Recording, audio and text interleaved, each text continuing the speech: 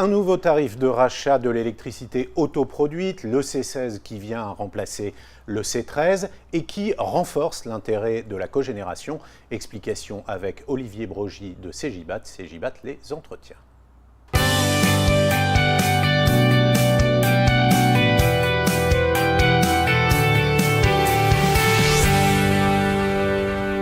En quoi, Olivier Brogy, ce nouveau tarif, ce C16, renforce-t-il l'intérêt de la cogénération pour ceux qui y ont recours pour produire leur électricité? Alors, par rapport à son prédécesseur, qui s'appelait le C13, dans un premier temps, déjà, il faut dire qu'il est mieux rémunéré. Donc le C16 est mieux rémunéré que son prédécesseur, le C13.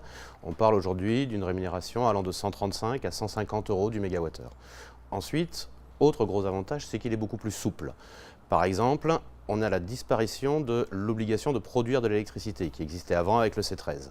Avec le C13, il y avait une obligation de produire 95% du temps, tout l'hiver. Ceci a disparu. On a donc aussi la possibilité d'autoconsommer toute ou partie de son électricité. Et enfin, les démarches administratives ont elles aussi été simplifiées avec la disparition de quelque chose qu'on appelait le CODOA, certificat d'ouvrant droit à l'obligation d'achat, qui lui aussi a disparu. Donc plus de simplicité, plus de souplesse et une meilleure rémunération de l'électricité produite à partir de la cogénération. Cette cogénération, à quel type de producteur s'adresse-t-elle et puis pour quel type d'usage? Alors, dans l'absolu, elle s'adresse à tous les bâtiments qui ont besoin d'électricité et de chaleur. Ici, on est en train de parler de technologie à moteur gaz, donc on s'intéresse aux bâtiments collectifs, que ce soit les bâtiments de logement ou l'ensemble des bâtiments tertiaires, maisons de retraite, hôpitaux, bureaux. On s'adresse principalement à, aujourd'hui, là où on retrouve la technologie, c'est sur des bâtiments qui cherchent un certain niveau de performance et à atteindre certains niveaux de label qu'on pourrait appeler BPOS, ce genre de choses. La cogénération, c'est un procédé. Vous nous direz d'ailleurs comment ça marche exactement dans un instant. Mais en réalité, il y a plusieurs types d'installations. La micro-cogénération, la mini-cogénération. Quelle différence entre ces différents procédés? Alors la différence déjà, c'est la puissance électrique que peut produire le module. La micro-cogénération va jusqu'à 36 kW électriques. La mini démarre de 36 et va jusqu'à 250 environ. Comment est-ce qu'on fait le choix? Justement, ça, le C16 a changé les choses là-dedans. Avant, on avait un contrat d'achat d'électricité qui existait pour pouvoir revendre l'électricité excédentaire qu'on avait, qui s'appelait le PI01, et qui lui était valable jusqu'à 36 kW électriques. Aujourd'hui, celui-là a disparu, le C16 est tout seul, et donc aujourd'hui, ça permet des dimensionnements différents de ce qu'on faisait avant. Par exemple, en logement, quand on dimensionnait une cogénération en logement, on limitait la puissance électrique à la puissance électrique des communs de l'immeuble.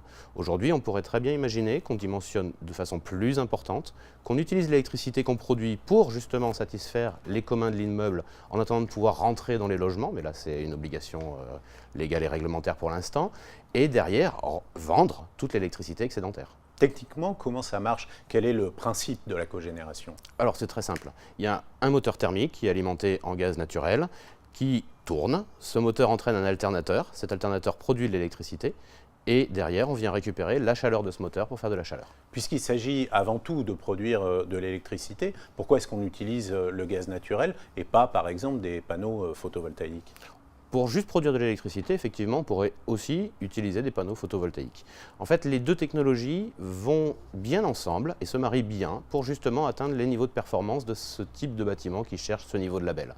Pourquoi? Parce qu'ils ont des avantages différents l'un et l'autre. La cogénération est capable de produire plus d'électricité que le panneau photovoltaïque. Elle est capable de produire quand on en a besoin, parce qu'on peut décider de la démarrer ou de ne pas la démarrer. Et par contre, elle consomme du gaz. D'accord? Le panneau photovoltaïque, quant à lui, produit de l'électricité et est une énergie renouvelable. Donc les deux se marient bien.